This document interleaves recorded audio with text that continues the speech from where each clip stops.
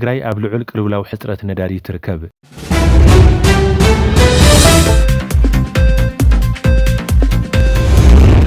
ሶማሊያ ንኣሜሪካ ውህብቶ ወደባትን ማእከላት ሰራዊትን ከም ዘዳለወት ገሊጻ ካብቶም ንኣሜሪካ ንምሃብ ዝተዳለዉ ወደባት ኣብ ግዛት ሶማሊላንድ ዝርከብን ኢትዮጵያ ክትጥቀመሉ ተወሲኑ ዝነበረን ወደብ በርበራ ይርከቦ።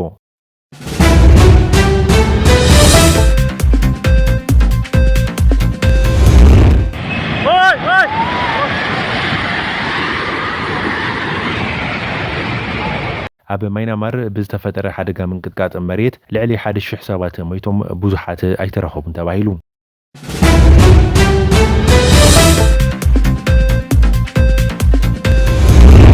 ሰላም ተኸታተልቲ ኣሰር ሚድያ ንመላእ ሰዓብቲ እምነት እስልምና ርሑስ በዓልና ተመነና ንሎሚ ዝሓዝናዮም ዜና ናባኹም ክነብል።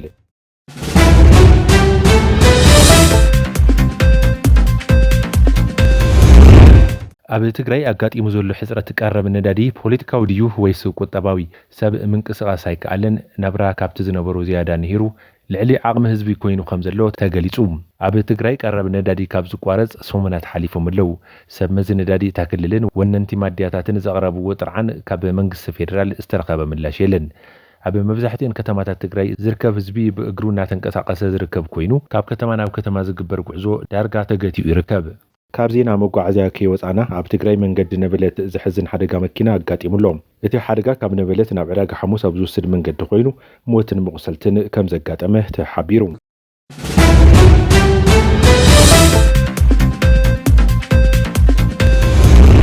ሶማሊያ ንኣሜሪካ ዘሐጉስ ውህብቶ ከም ዘለዋ ገሊጻ ኣላ።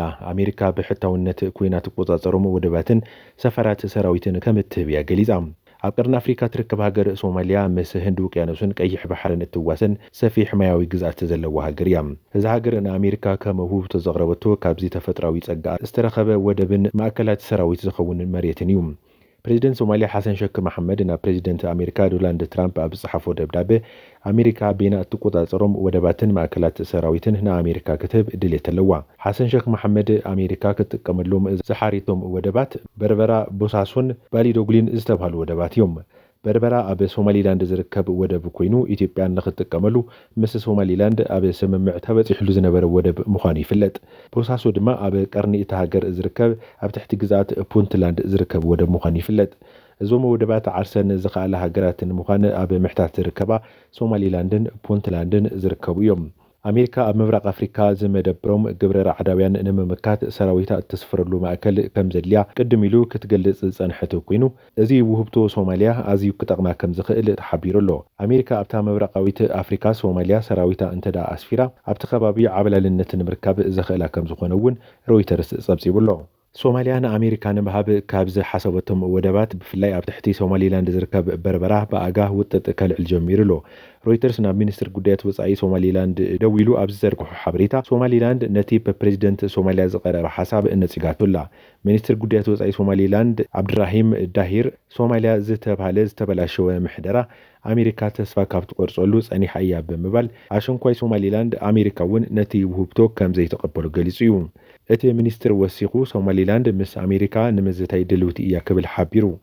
ኣሜሪካውያን ብዛዕባ ወደብ በርበራ ምስ መን ክዛተዩ ከም ዘለዎም ዝጠፍኦም ኣይኮነን ክብል እውን እቲ ሚኒስትር ጉዳይ በርበራ ናይ ሶማሊላንድ ጥራሕ ምዃኑ ገሊጹሎም። ሶማሊያ ብወገና ንሶማሊላንድ ከም ሓንቲ ግዛት እታ ሃገር ጌራ ብምውሳድ ብዘይ ፍቃድ ሞቃዲሾ ምስ ሶማሊላንድ ዝግበር ዝኾነ ይኹን በይናዊ ርክብ ኣይትፈቅድን። ሶማሊላንድ ካብ ኢትዮጵያ ኣፍልጦ ንምርካብ 20 ኪሎ ሜትር ዝኣክል ወደብ ንኢትዮጵያ ንምሃብ ቅድሚ 1 ዓመት ተፈራሪማ ምንባራ ይፍለጥ። ነዚ ስዒቡ ኣብ መንጎ ኢትዮጵያን ሶማልያን ሰዓቦ ጉቶቶ ከም ዝጸንሐ ይዝከር። ሶማሊላንድ ካብ መምሕዳር ፕሬዚደንት ዶናልድ ትራምፕ ኣፍልጦ ከውሃባ ተስፋ ዝገበረት ኮይና ሶማሊያ እዚ ስለ ዘስጋኣ ኣቐዲማ ምስ ኣሜሪካ ዘላ ዝባ ጉጅለ ኣጣይሻ ትርከብ።